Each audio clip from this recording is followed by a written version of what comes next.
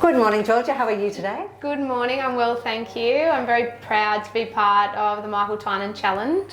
Now, just tell us a little bit of background about what you do. We know you've got three beautiful children, but just give us a little bit of background about your study and what you're doing at Gymea with your business. I'm a physiotherapist and I work in private practice. I've been practicing physio for 14 years. I have a small clinic in Gymea and I love working one-on-one with patients to get them back feeling well and moving well and living a vibrant life. It's great to have you with us because you're not only a physiotherapist, but you're actually local. So where are you practicing at the moment? I work in Gymea. My business is called Georgia Black. I work out of Peak Performance Physiotherapy in Gymea, which is in the main street.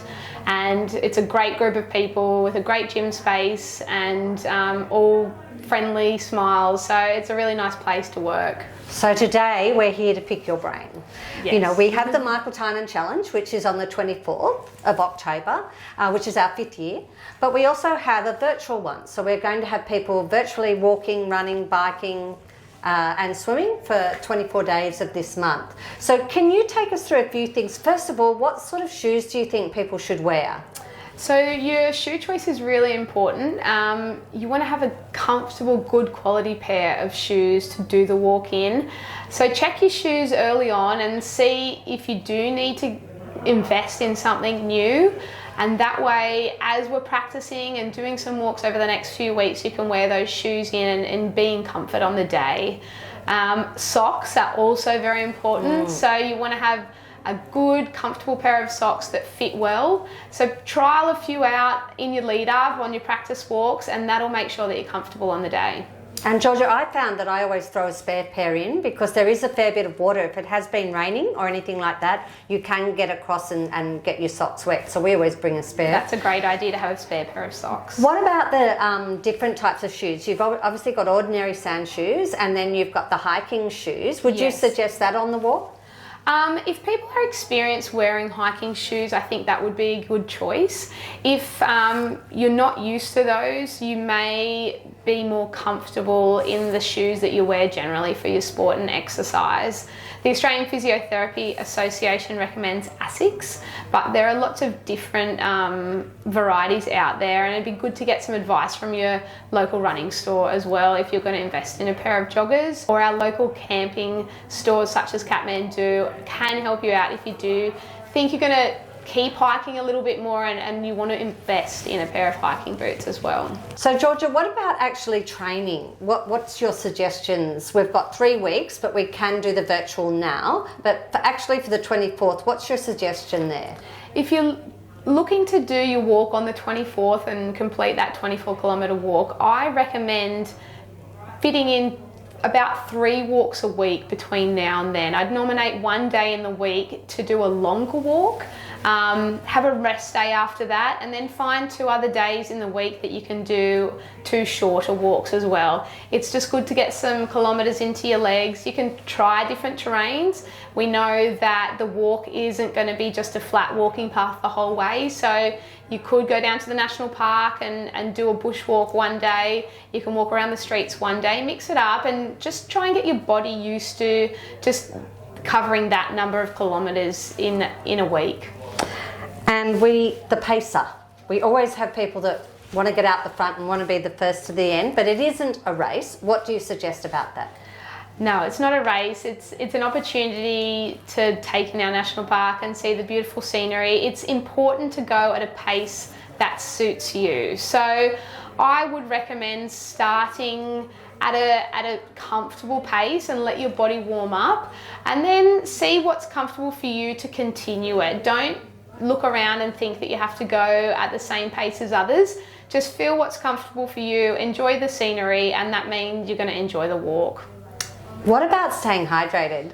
We are in October, so we could hit really a cold or a very hot day. We've had both in the past. What's your suggestions there? It's really important to stay hydrated during the walk. So it might be worthwhile investing in a backpack that has the water bladder and the drinking tube in it. It makes it a lot easier to carry a larger volume of water, and it also makes it a lot more accessible to drink as you're going along. You want to take small, consistent sips throughout the whole walk. If it's hotter, it's going to be more important to drink, but even if it's a cold, windy day, we need to be conscious of drinking throughout the whole walk. You can even think about your hydration starting a week before the event. So really be conscious of drinking well in the 7 days leading up to the walk as well. And why is that? Because if you start the race dehydrated, Oh, right. then it's going to be harder. You're going to be playing catch up the whole time. So if you start hydrated and ready to go, then you're going to be able to maintain that hydration more easily throughout the walk. Now, getting on to some snacks. We provide water as well, and we also provide snacks. But what are you suggesting to take along that is good for energy? We also have fruit available. So yeah, we do. have those. There's 2 planned stops along the way. There'll be a lunch stop and there'll also be a fruit stop later on. I think it's worthwhile taking another snack, something simple, a banana, a muesli bar, a peanut butter sandwich, just to get that little bit of protein as well. So something that's got a bit of a mix of protein and carbohydrates would be ideal, and obviously something that doesn't need to be refrigerated. If you can throw into your pack, that will help you maintain your energy the whole way throughout the walk. When we finish, this is going to be hard. They're going to really have to listen to what you're saying, because if we're still in COVID, they're going to be doing their shutdown on their own. What do you suggest that they actually do to repair their body afterwards? One really important thing to do when you finish the race is stretch while your body is still warm. So because of COVID restrictions, we can't really stop and gather at the end of the walk, but there's so many beautiful places around Bundeena that you could find and just stand in with your team or by yourself and do 5 to 10 minutes of stretching. It just helps your muscles repair, and it also helps your body cool down slowly, and it will put you in good stead to have a great recovery.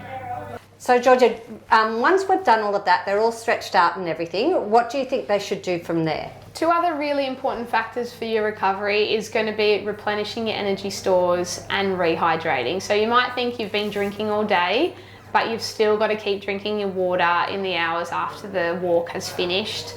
Water is actually a really important component of your muscle repair, so don't neglect that when you finish walking. And of course, your food. All right, we've had snacks along the way, had lunch, but it's really important to have a nice meal after you've finished, ideally within 45 minutes, something that's got a combination of carbohydrates and protein.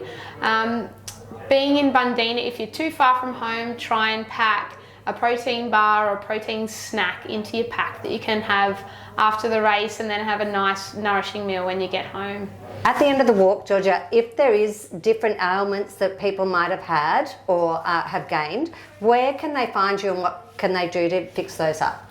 If you do have any aches and pains that are persisting after a couple of days, we are here to help if you need something assessed. You can contact my clinic through my website, www.georgiablack.co, or through our phone number, 9576 5589. And you can easily book online, or we can take your call and help you make an appointment. So happy to help if anyone needs me after the race. If you don't have time to do the preparation that I've mentioned, just use the day as an opportunity to relax, get out in nature and enjoy the scenery. I wish everyone the best of luck, and I am sure the Michael Tynan Challenge for 2020 is going to be a great success.